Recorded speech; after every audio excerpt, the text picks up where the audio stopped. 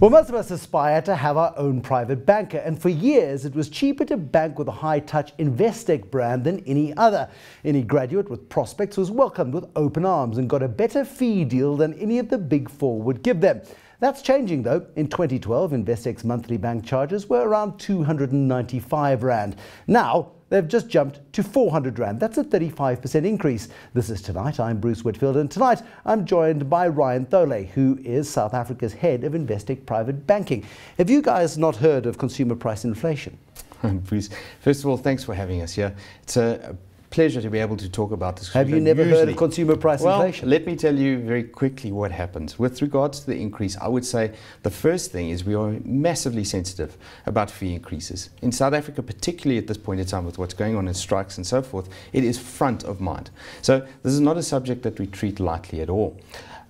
I think the important point here is to look and compare apples with apples. So Investec's fee that it charges is very different to what the other banks charge, in the sense that it's all-encompassing, it's all-inclusive, and it's very different to what else is out there. In 2006, you charged $50 a month. Yes, it was. And now, what is it, 8 years later, you're charging $400 a month. Yes, I can't even compute that level of increase. Bruce, one thing that we pride ourselves on is the client service aspect of what we deliver to our private clients. So 50 Rand was clearly the wrong price. It was an entry strategy. But it was a very good. If I was a fisherman, that's the kind of bait I would use to put on my hook, to hook the youngsters leaving university, the graduates that you so hungrily grab fresh out of university. And just to point out something, our graduates don't pay that 400 Rand a month. They pay a reduced fee. But the guys who were graduates who were paying $50 a month in 2006 now moved up into 400 are now paying $400 a month. Absolutely. But it's a question of whether or not this is good faith. We go from 50 to $150 in 2007. That was a 150% increase. You go then to $175, and gradually we see the increases in between 2012 and 2014, now a 35% increase. On average, over the last 8 years, you've had average annual increases of 38.7% versus CPI average of 6.4%. That's intense. It is, and I'm not going to deny that. One thing that's clear for us is the value that our clients derive from that. So for us, it's not a question so much of affordability in this space. It becomes very much about the value that clients perceive that they get from it. So when we pitch our fee, one thing that we keep in mind, obviously, is the state of the environment externally. So when you're going to look at our fee, I would argue in those early years it was massively under what traditional private banking fees were there. And we've had to maintain our service levels, develop our technology, and keep our regulatory issues under control. We've had to employ other people, deploy other resources, and those do cost money. Isn't the problem, though, that in this environment you don't have enough customers, potential customers, to get scale? If you could get the scale in the South African environment, you could probably keep the fees lower. There's a balance, I think, always to be had, Bruce, between scale and personal service. So one thing that we don't want to be is a retail bank and have millions and zillions of clients. That doesn't make any sense for us because we can't deliver the kind of service that we aspire to. Now, there is also a point where you have to have a critical mass of clients. And I would argue where Investec is. We've got a fair large market share in South Africa. 50,000?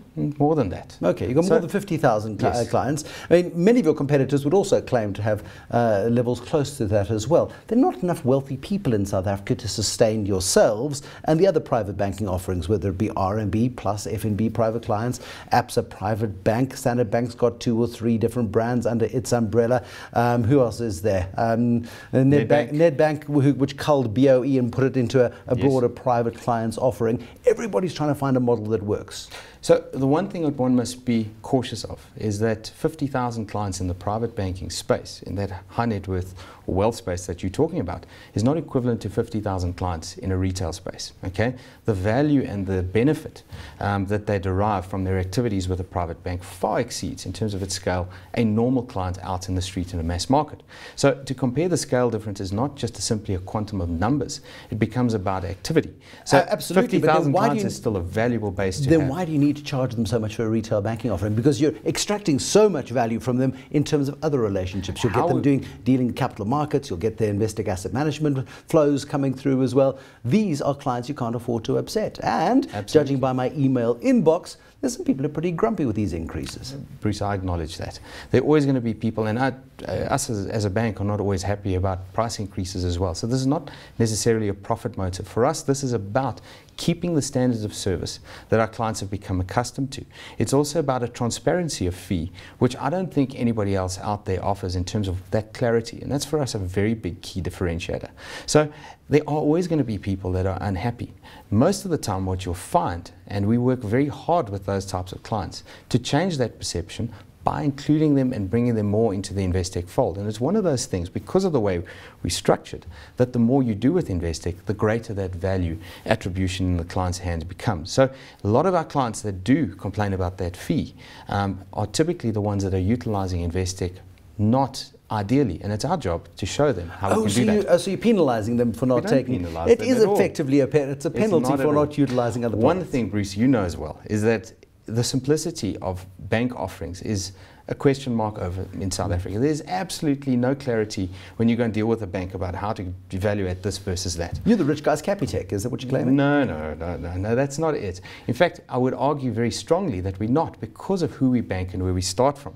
So for us, bringing private banking is young professionals. Where do you start from nowadays? What are the ballpark? You need $1 million in income, No. 5 million in investable assets? That used to be the ballpark? That is for qualifying clients. So let's start out right at the beginning, because the client journey is a very important part of what the offering is. When you look at young professionals, we bank individuals who are degreed and working towards a profession in the form of accounting, legal, medical, engineering, and so on and so forth. Proper jobs? Professionals. Let's call it professionals. Okay. People that we know that we can back, that one day will become qualifying clients for Investec. And it's much easier to get them on board at this stage, offer them a private banking differentiated service, and instead of having to go and capture them further down the line, which is very expensive. So that's the first part. Do you still have to be a graduate to be an Investec client? As an entrepreneur, no, but our preferred choice is to have a graduate. A degreed professional is ideal, but we have a lot of entrepreneurs that have built their businesses out from nothing. Okay. What about senior employees within organizations who get excluded from the Investec network, even though they earn pretty decent salaries?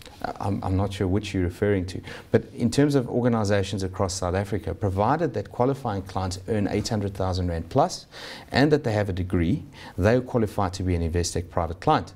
An entrepreneur, depending on what their track record is, their sustainability of earnings, typically around about 1.5 million Rand plus and proven over a period of time, qualifies to be an Investec private client. And then we've got these young professionals that we're quite proud of. Are you winning the private banking war, do you think?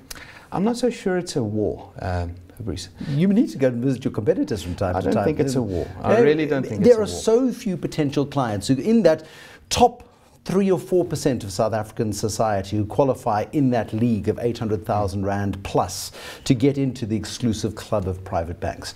It's got to be a war. And if it's not a war, then it's a club. And if it's a club, then you're colluding. Which is it? I wouldn't describe it as a war. Competition is fierce. We know that. But we don't think... But you're differentiating on quality of service, not on price, because you're roughly all about the same price. We are. And that's one of the things that we do. The difference is what we would really say is that the price on the tin is very different to what the price is that you experience in real life. I had a discussion with a client just the other day who was talking about this differential in pricing of on the tin versus a competitor versus ourselves. And when we went through the numbers, by the time they'd moved their 4 lending deals over and been charged 57 Rand a month, the 228 Rand extra onto the basic on the tin price of somebody else far exceeded the price that Investec was charging. So it's really, as I said right up front, about comparing apples with apples. And yes, competition is fierce. It always is going to be. But what we're trying to do here is really differentiate ourselves around that service, most importantly, and secondly, bring to these private clients who are operating in a different way, a truly international banking experience, which is where we hook up our private client businesses of wealth and investment, which is our management and preservation of wealth, and our private banking businesses. Everybody does that, though. I mean, yes, if you look at the FNB stable, they've got Ashburton, for example. Standard Bank has got its deals. We've got all of the big banks have got their own relationships. Nedbank, through its Old Mutual relationship, has got offshore capacity in Jersey. Everyone understands that journey, and where I think we've been able to take a little bit of a leap ahead is that we've been able to pull all of those together in one place, both locally and offshore. So a client who deals with us doesn't deal with different brands. They deal with Investec, and they deal with everything in their digital platform, in their physical platform, in their telephonic platform. How do you keep staff? How do you keep staff? Because in this space, everybody wants the very best talent. Absolutely.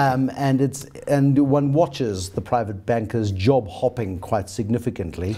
There is quite a lot of inconsistency in that, and anybody who's been in the private client space knows that this week your private banker could be Normsa, and next week it could be Peter. I mean, yes. that's the problem with it. I actually looked at these numbers for Investec. 82% of our staff have been longer with us in the private banking space than 5 years. That's quite a feat to have.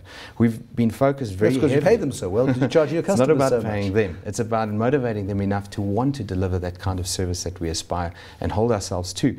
And we try and hire people that have that service ethic in mind. So when you connect somebody who has that approach to life with an organization that values that approach and a client that wants that approach, you get a massive win for all parties involved. So yes, we compete with the other banks for staff all the time. It's probably one of our biggest expenses. And you know that certainly in the human resource space for professionals, inflation is a meaningless number, which is part of the input into these fees. I mean, you look at these fees, average 40% increase over the last 8 years. I mean, that's an incredible increase. Does it average like that over the next 8 years for anybody who's shopping around for banking services? Do we see these sorts of levels of inflation continuing?